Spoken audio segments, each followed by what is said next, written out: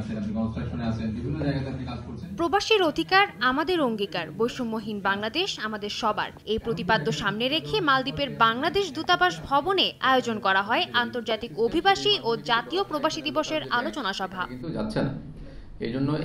এতে অংশ নেন মালদ্বীপে বসবাসরত বিভিন্ন শ্রেণী পেশার প্রবাসীরা। এ সময় বৈধভাবে রেমিটেন্স পাঠানো নিয়ে নানা চ্যালেঞ্জের কথা তুলে ধরেন তারা। একই সঙ্গে ঢাকা মালে রুটে বাংলাদেশ বিমান চালুর বিষয়ে পদক্ষেপ নেওয়ার দাবি জানানো হয় এই আলোচনা সভা থেকে।